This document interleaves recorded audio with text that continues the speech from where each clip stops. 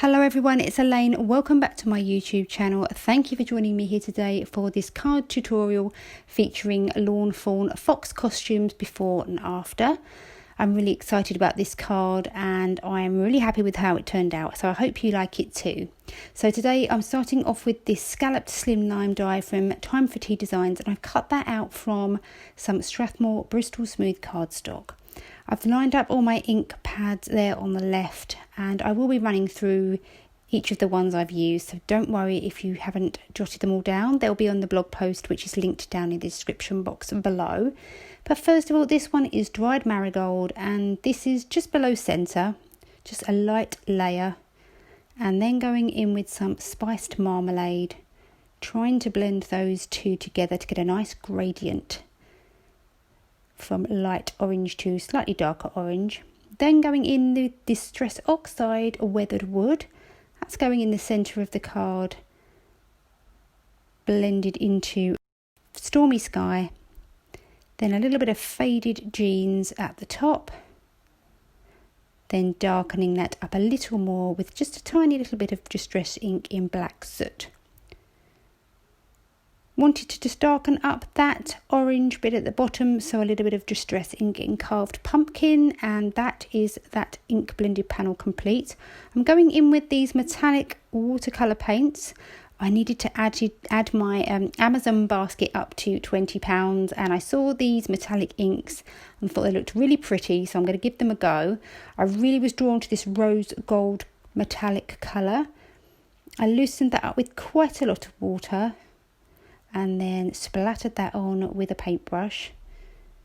Really pretty colours, and just gives a nice shimmery sparkle all over that panel. I will use them again in future videos and let you know what I think, but I will link them down in the description box below as well. And going in with my black Gansai Tambi watercolour pan from my 36 palette. Again, loosening that up with some water and coming in with a paintbrush, and set that aside to dry so that I can work on my little foxes here. So I'm just going to show you the colouring of the body of one fox and then some of the accessories that I also coloured. There was a lot of colouring, as you can see from the card. I did do a lot of colouring, but don't worry, I'm not going to show you everything, just the key colours that I've used on the card. And I have sped things up so that things go along a little bit quicker. I've listed the colours down in the description box and on the coordinating blog post, but I will also pop them on the screen. So hopefully you will be able to copy these colours if you so wish. I always like to see people's colour combinations for foxes. And I think with Copic Markers there are quite a lot of colours and options you can choose, so hopefully you will be able to use something from your stash. You don't need to have every single marker colour in the collection. Going in with some E30s for the bottom half of the face, concentrating the darker colours in the centre and working my way out to the lighter colours as I come to the edges of the face.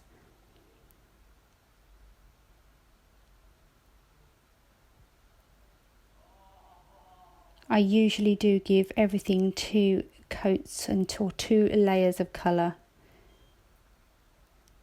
That also helps blend everything together nicely. These are the blue-grey markers. They are called script markers. I did briefly use them in my Lawn Fawn video. I will link that down in the description box. And I really like these blues, and it worked well with my colour palette for today's card. I got these in Aldi. They came in a pack of all different types of grey colours. They are alcohol markers, and I think they are similar to twin touch markers. So yeah, really enjoying those, and I just really love that blue-grey colour. Once I finished up with that, I'm coming in with this chisel tip 2-way glue pen and adding in some fine iridescent glitter for the wings. Just tapping off the excess, and they give a really nice subtle shimmer. then I can come in and to make everything cohesive, bringing back in those blue-grey markers for the base of the cupcake, and then these RV markers for the frosting. I do find that the RV 66 and 63 can be quite difficult to blend, so I generally always do use the tip to tip method just to try and smooth out any harsh lines. For the little sprinkles, I'm using B66 and B63. A couple of the accessories, the one I'm showing here is the broomstick. This is what my little fox dressed as a bee is going to be holding. Really simple colouring here, just to try and get a little bit of shading and variation in colour. And again, those blue-grey markers for the wings.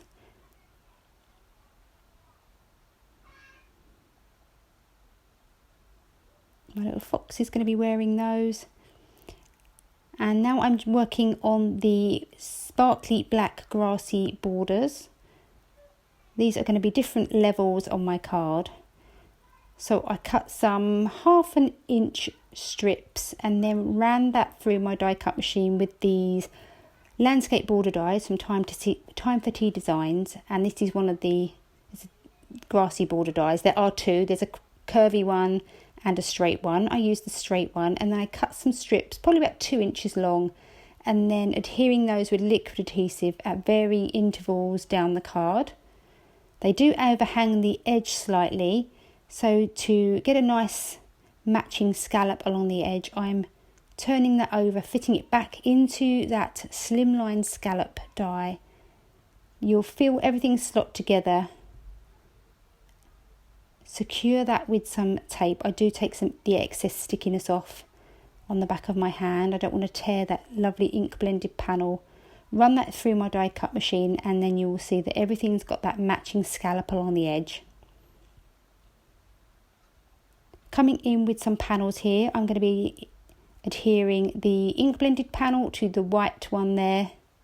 Got a nice even border around the edge. I will leave all the measurements down below and on the blog post if you're interested.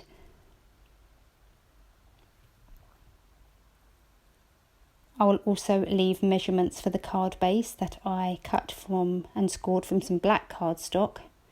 I always find liquid adhesive best for this. Gives you a little bit of extra time to move things about so that the border is nice and even around the edge. Press that down. And then I went ahead and added lots of foam tape to the back of my foxes. And I did adhere with some liquid adhesive the accessories. So for the fox below, I've already secured the hat and the bat wings. Love that little skeleton fox, so cute. And I had some leftover coloured images from my card, which I created a few weeks ago using the Spooky Village stamp set by Lawn Fawn. So I've added those on. Also coloured and cut a few more of the accessory images from the fox costumes before and after stamp set. I've really wanted to add something at the end of those grassy borders. I felt like it was a bit harsh just to cut off at the end, so popped these little accessory images on the end there.